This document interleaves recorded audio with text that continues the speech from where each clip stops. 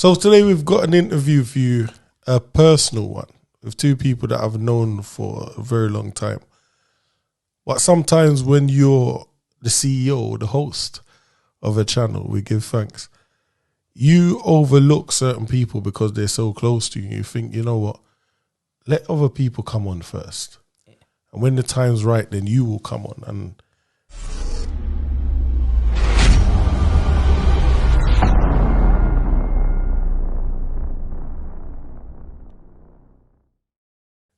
the time's right now. And I'll tell you why. You look back sometimes and you think to yourself, how did we get here?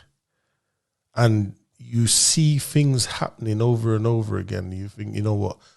We have to demonstrate in real time what best practice is.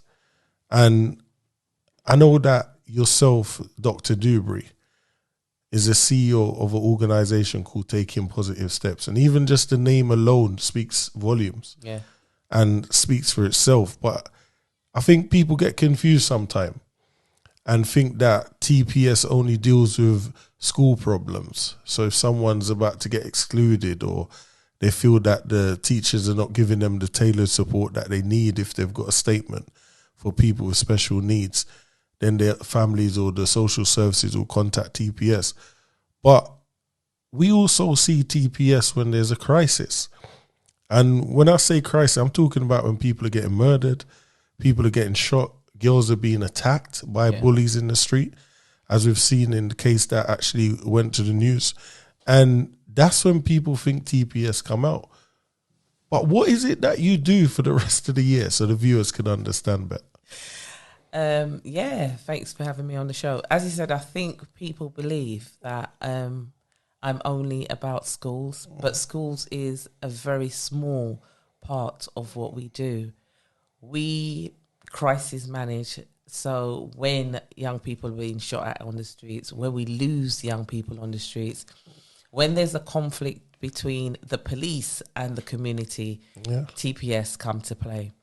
We also have a prison program that runs in our high security prisons. So we don't do the local prisons because sometimes you do the local prisons and they're a little bit like a revolving door. Yeah. We tailor our services to the high security prisons where we support young men and young women who don't know how long they will be away. And when we say don't know how long, we know that they've been given a tariff, but are they actually going to serve right up until that tariff? So that's what TPS does. But, if we take it right the way back to why TPS came about, and, we call it TPS and we know it stands for Taking Positive Steps. Taking Positive Steps came about because back in the days, way back in the days when I was a social worker, and I'm not going to say how far back in the day we're going to go. When I was a social worker in the youth offending teams, it was so hard to work outside of the box. You literally have to toe the party line, because if you don't toe the party line, you don't know if you're going to have a job tomorrow. You don't know which manager is going to send you an aggressive email that you didn't do something, or you've just caused them to have to spend extra money, or you've claimed a child that actually didn't belong to them. But because you stepped outside of the box and went that extra mile for that child or that family, now that manager is upset. Most of the time it's about budgets. And by you stepping out the line, you've made them have to spend. You've made them have to spend. And as a court remand social worker, I think the boroughs that are working, hopefully none of them are watching now, will say that woman caused us a lot of grief, because being a court remand social worker in a court, you get to know the judges, and the judges will often ask your opinion and they will go with your opinion. And for me, it wasn't about budgets. It was about that child or that young person first and foremost. I didn't go to uni to study to become a social worker, to come and push paper or to come and save you money, when we said that the service is about children and young people. So when I decided to leave social work in 2009, I decided, right, I'm going to step out and I'm going to do this by myself. Because being in behind the closed doors, you can see all the gaps. You can see the gaps that you can cover. Yeah. And so I decided to go. And for me, it was about taking a positive step. I was stepping out and I was taking a positive step. And that's why the organisation is called Taking Positive Steps. But how did you feel? Because I don't want no one thinking, you know what, I'm going to hand in my notice and I'm going to set up my own organisation. We have to also explain to people that journey of, I'm going to give up my regular paycheck every month where somebody pays me, and I know whether it's the 17th or the last Friday or whatever it is, you know, on the night of that money arriving, you've already started spending the money and everything else, to setting up your own business where you're not guaranteed that money on the 17th. How was that process for you? And it's not only not being guaranteed the money on the 17th or the 1st or the 19th or the 20th. You kind of live from day to day because you're tracing a contract. And especially when you're new out there, when you're a social worker and you're under the local authority, you have a name, and people will look you up and say, "Oh yeah, that social worker is really good." But when you set up a service by yourself, you're now going back to those services and saying, "I can deliver." But you're now having to prove you can deliver. And yeah, it wasn't easy. I mean, I threw a lot of my money, my family's money, my friends' money at TPS and hoped that we would swim and not sink. And it took us a little while before we had that reputation out there. And building that reputation out there came a lot with the friends I had in the services, the friends I had in the areas.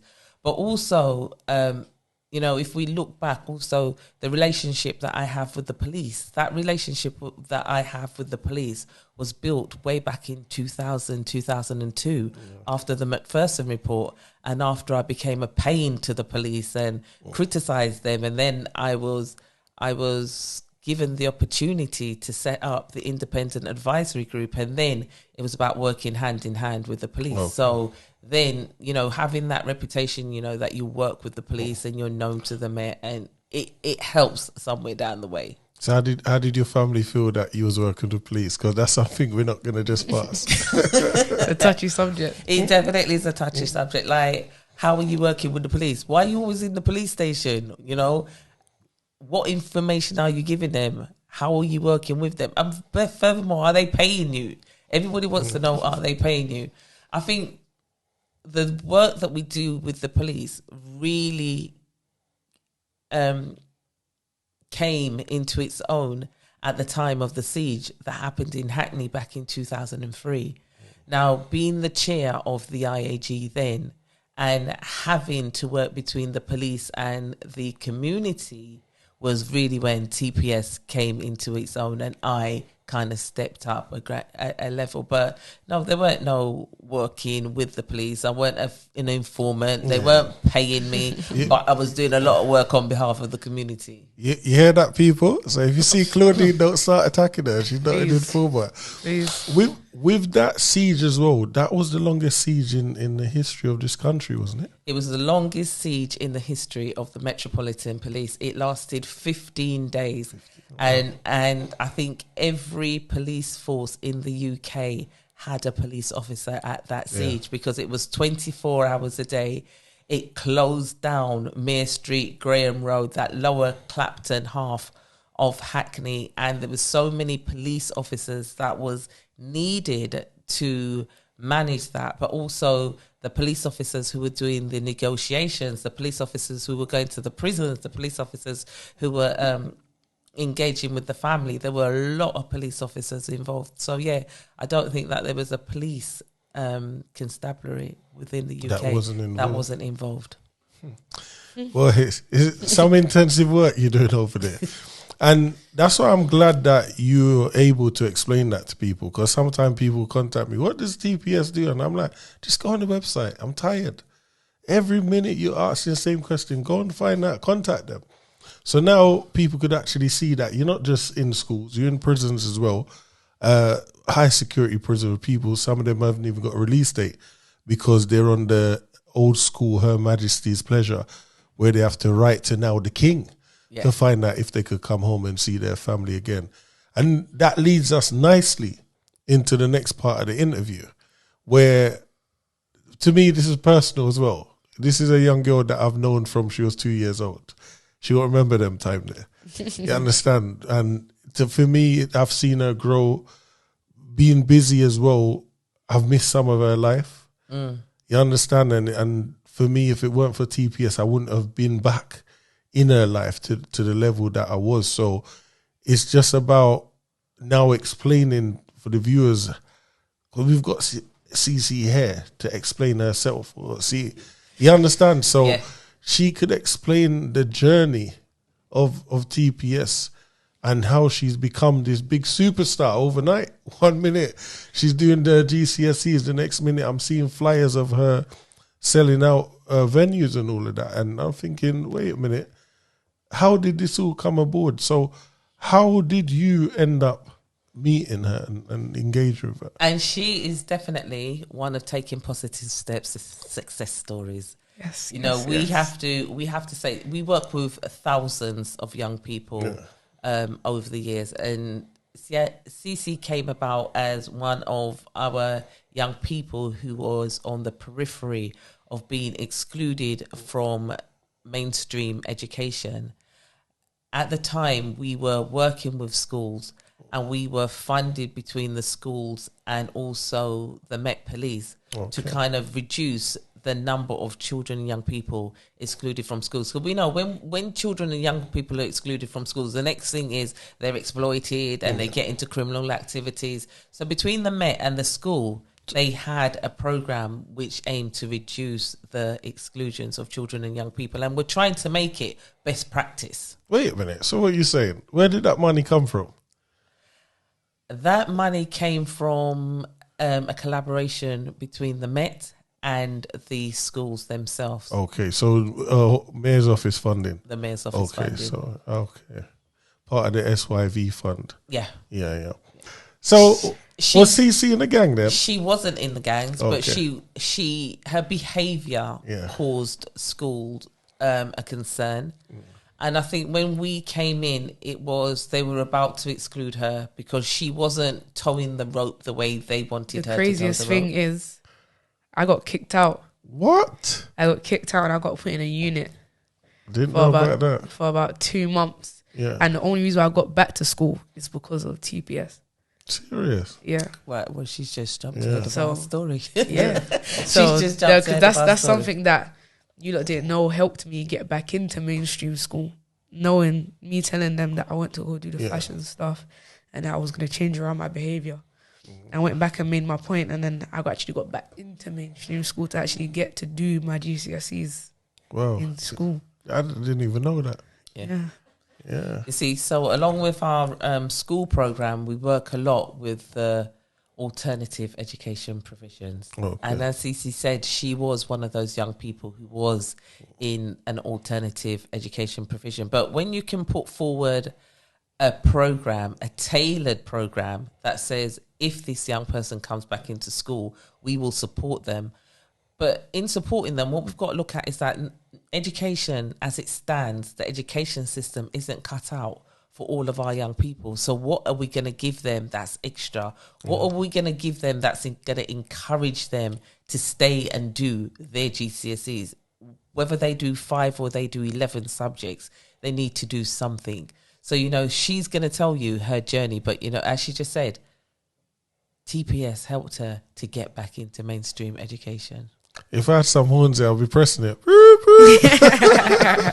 All right, so we come on to you now. So not just how TPS helped you, it's about how did you find the journey? Because it's your journey. How did you find it? Oh, I would say the journey started with patience. Not even with patience outside, patience within myself. I had to understand that I was getting towards the young adulthood, going into the real world, obviously, not being in school. I was not in school, so I was on the road seeing what's going on. And I always knew for a long time that I didn't want to be involved in it. I really just liked music, and I was really just excited for anything to do with music and fashion. And I didn't feel like I wanted to be in school unless I was learning about that. I ain't learning to nothing to do with business, nothing. I'm in there bored 24/7. So I think I really just had to go in there and just put my head on and just say, get it over and done with. Even if I don't want to be there, just at least go in to show face to say that I'm trying to do it. Even though I didn't have the best days sometimes. Sometimes it was bad days and good days. But I gave myself something to do after school with TPS funding, my fashion program, and learning it from scratch. It gave me something to focus more on, to be more positive, to know that I can go further steps. So when you say fashion, we mean like just printing pictures on jumpers and that stuff? No, I literally cut my fingers, getting materials, making templates, starting from scratch, making clothes. So if I needed a blazer, I could come to you then? Yeah, I could tailor you a little blazer. Why What? not? Why not? All right. So I don't have to play for my blazers again then. Yeah. My thing is this. When you normally hear of these things, you normally hear of young boys.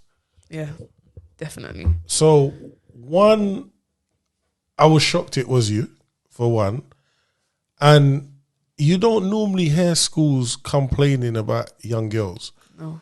And I thought to myself, what kind of school is this? We're not even going to say the name of the school because what I'm about to say now, I don't even want the school to be embarrassed. But I remember receiving a video of a fight outside of that school and I was scared watching that video. It was vicious. And then I was like, okay, that's a one-off. Then I saw more videos from inside the school.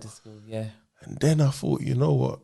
It must be hard for these young people to survive in this sort of environment. But also, schools don't want you to know those things happen inside the school. So those videos that we got are sent out by young people. When you've got young people inside the school that say, actually, I'm fearful for my life. Actually, people are behaving like this. Actually, you don't believe it until you see it. Can't control the behavior. You're just like, nah, that's all right. But when they're filming it and sending it out, you're just like, no way.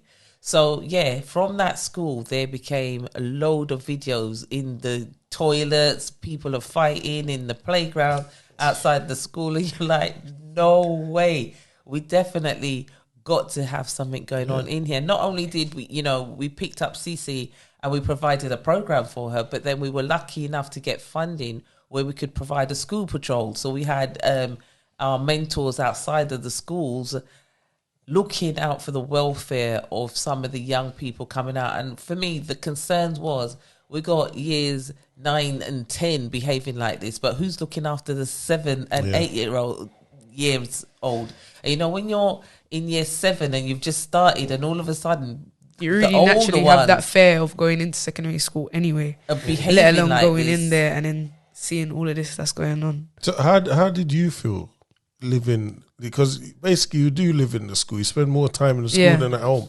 Yeah, how did you feel actually having to survive in all of that? Really, the area alone just feels like survival of the fittest.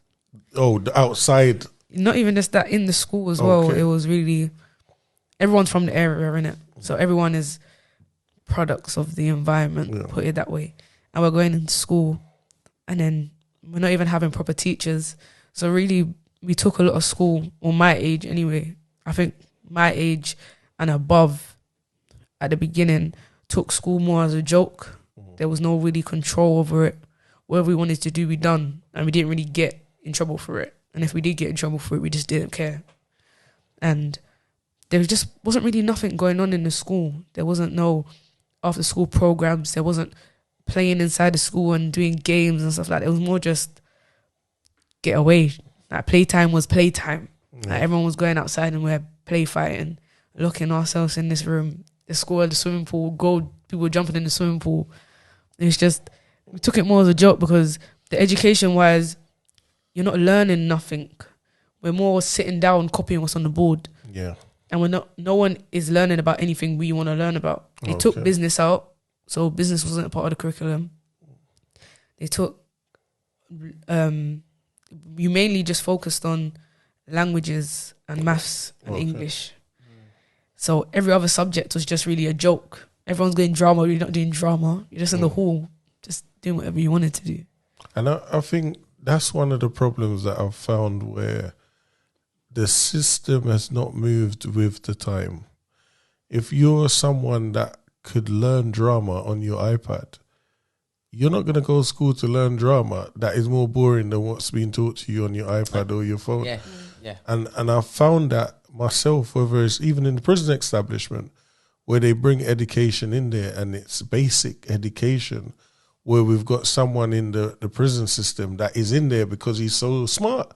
You're then teaching him basic stuff. So I think education needs to move with the time, and that's one of the biggest problems we've got in this country at the moment. It is one of the challenges that we have at the moment. And within our secondary education system, we're asking our young people to study 11 subjects. Now, I think that's a lot to ask any young person to cram, but also, is it tailored to their needs? And what are they going to do with those 11 subjects? So from years 7 to 10, we're studying 11 subjects, and then we get to choose what we want to do. And then, is it really worth it? You know, so, but our education system hasn't moved with the times, and it's also not tailored to a lot of the children and young people who have got educational challenges. Yeah. So, you know, there are a lot of movements and a lot of organizations who are calling for the governments to change the education system,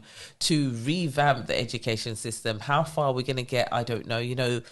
And because of such, we've got a lot of children now who have been homeschooled. But to whose benefit is that? You know, we can homeschool our children all we like. Are we segregating them from the real world? And once they come back out into the real world, what are they learning? And, you know, we can say, oh, no, I'm going to homeschool my child because they're not learning what they should learn in the schools, and I'm going to put them through and I'm going to make sure that they come out with the qualifications that they need. But then after that, you still have to throw them back out into the real world. So Definitely. for me, we need to go into the schools and make sure that we've got a presence, and make sure that the teachers know that we're here as parents, as carers, as professionals, and what it is that we want out of the education system. Because as Cece said, you know, they went in and they literally did what they needed to do. Now, this is a school where we would assume that they are performing well, says Ofsted. But when you see actually what's coming out of it and the reality, you just kind of wonder, how did they get those Ofsted marks? Yeah. And that's why we have to commend you that you not only got to do your GCSEs, you went to college. Finished college. All right. And you also finished your fashion course. Yes. And now you're a big superstar. So Now I'm performing in other countries. okay. Been amazing. Yeah. And that's what I want to, because we might have another, whether a young boy or young girl out there. How did you end up in that position where you're now doing music? When I remember once I invited you on a live throughout lockdown, you're like, no, I'm not coming on there with all them people there. And I was like, what? Now you're performing in big venues. You understand? Yeah. So it's like, how did you get to that place where you're now able to stand up in front of hundreds of people, and also, what's your name now? Okay. It's not CC anymore. No, it's is not it? CC anymore. It's C Santana. Okay. Yes. I first started by, like I said, the fashion course. Really doing things I liked. I focused more on educate. I know I don't really like the education system and being in school and learning that way. So I chose more just to educate myself, sit down and learn more. Since I want to do music, learn more about music. Know different programs you can go into music. Go what colleges to go to. So I chose a college that just does performing arts. So I know for a fact, even if I'm not learning in my class, there's other people that understand me. Okay. And I don't look at like I'm so different. I think in the music industry, if you don't have that perspective, you don't really understand it. Yeah. So go into an establishment where there's other artists, there's other fashion people, there's other events people. You more it's more like your world that you more understand. Yeah. So I think doing that, just throwing myself out there, going to open mic nights, going there, performing a cover, even if it's not my own music. Then I got over this fright of going Yeah. studio, got more comfortable in the studio.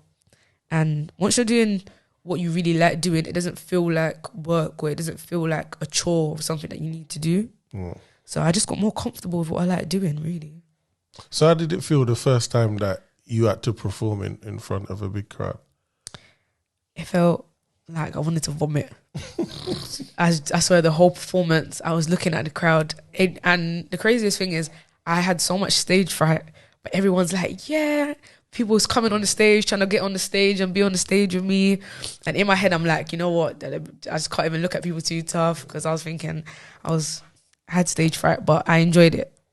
Yeah. Like I said, and I just kept doing it. I just kept putting out videos, getting positive feedback. When I went to Greece and I performed in Greece, I just done myself a little vlog and turned that into a music video. Okay. Just stuff like that. And then now I go on stage. And I don't really get stage fright anymore. You always get the jitters. Yeah. You will always get the jitters. If you don't get the jitters, you're not doing nothing properly. Yeah. I always say that to myself. If you don't have nerves, you're not doing the right thing. So, but I think you just get more comfortable with it. And there's more people that like it than they hate it. So you just focus on the positive, really. So what's next? What's next? I'm going to start releasing next year. O2 Arena? Oh. Give me 2 years. I have to at least get a special feature in the O2. At least. Yeah. I think by then I should have a proper fan base. I should have something out there. Definitely. Yeah. My thing is, if you could do what you've done in such short space of time, between now and next year, it's not a problem at all.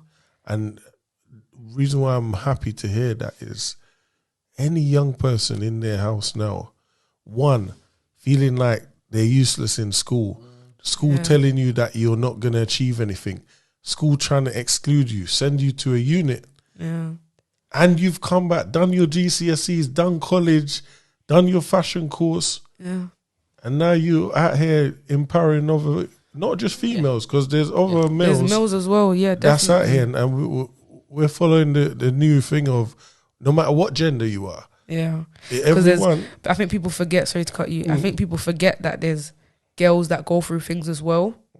Definitely, and when girls act out, it's more looked at like she's just crazy. Like just leave her alone. She's just mad. But people actually just go through things, and I think being around a lot of males, you just learn differently. You more understand where people come from, and I've always said to people, even if you didn't go to school, you got kicked out of school, as long as you do what you like to do, no one can't tell you anything. And majority of the people that don't end up finishing school is because they know what they want to do, but they're going about it the wrong way. So you want to make money and you want to live this lifestyle, but you're not going about the lifestyle to make the money that way. You're going to make the money and then trying to fill it with something else. Because I know boys that like fashion, but they're scared to do fashion, so they want to go make money the wrong way and then go and buy fashionable clothes.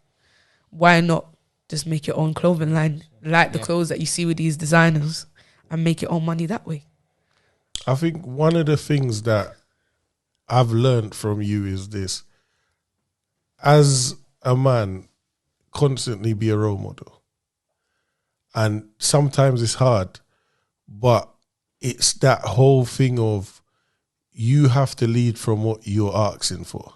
Yeah. So if you're saying to someone, make sure you hit the sky, you have to also be seen to hit the sky as well. And no matter what kind of stress or pressures come under you, you have to push forward. And I think even just yourself as well, Dr. Dubry, we have to make that clear, you know. Doctor. Some people forget that you got your doctorate, so we have to make that clear.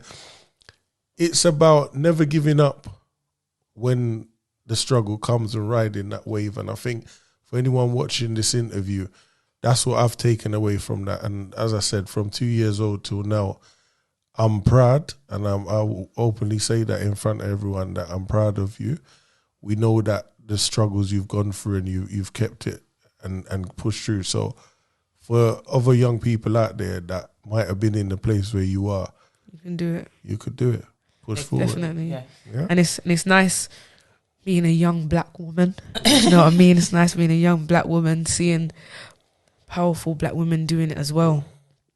You have to, and it's about mirroring what you see, and for you as well, Dr. Dubry, I'm gonna openly say some of the stuff that you do for people and the community food bank and all of that. Sometimes I get fed up with you. Some of the stuff you ring me in the night. Oh, we need to feed the community. I'm like, we're doing enough. I'm tired.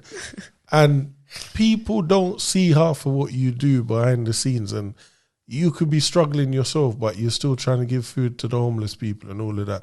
So I just want to just say to you as well, it's not gone unnoticed, half of what you do. You will definitely get your blessing. Yeah. Definitely.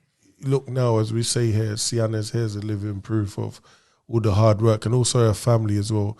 And her mum, who's not here today, we have to big up her Yes. mum all the time, because Definitely. Big ups. whether mum's up or down, whatever it is, she is what you call a proper rider, because Yes, Yeah. definitely. the mum could be down, but she's still trying She to don't make let it the happen. walls stop. Yeah, and you need people like that in your life. That, what are you complaining about? Look what I'm dealing with, Yeah, and I'm definitely. still trying to build a mansion, build a company, and furthermore, we're going to leave this place and go somewhere else and build something. So we have to big up mum all the time as well, and your grandma and uncle and everyone else that supported you to get to this point, because sometimes we think that it's just us, and there's other people that have supported It definitely us. to takes get a takes a village. It definitely takes a village, and that's what I was saying when I said, when TPS first started, it wasn't just about me, because it was, back in the day, my grandmother would have said, you beg, borrow, and your teeth.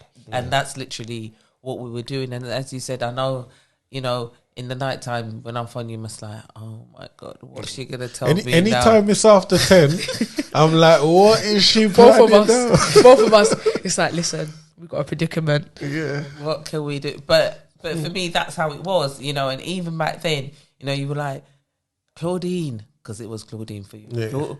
But have you paid your mortgage? And Yeah. what are you feeding your children? And you got to send JD to school. But yeah, I know I'm doing all that. But guess what's going on in the community? And we've got to address these things. And we know that collectively we're going to be all right. But I've always got a child in the community that I need to look after, a young person over there that I need to look after. But you know what I'm going to do? Before we end, I'm going to say something. Because I don't want people just thinking that it's been easy. It also comes with a fight. Yeah. Definitely. And we've seen the fight, whether it's from your own people, family, friends, thinking that, wait a minute, who you think you are and all that. So that as well is a massive part that can make you think, no, I don't want to do this no more. Because all I'm doing is trying to help.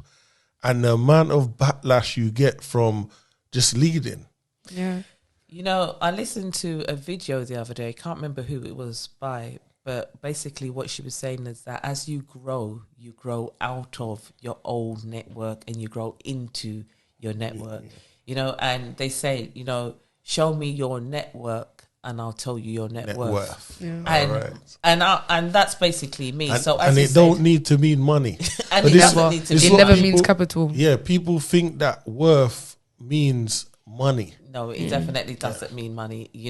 As you said, you and I have been together for too many years, but you've seen me grow and grow and grow, and it's literally in the community I'm growing. But as you said, your worst enemy can be your friends and those people who you thought were your family.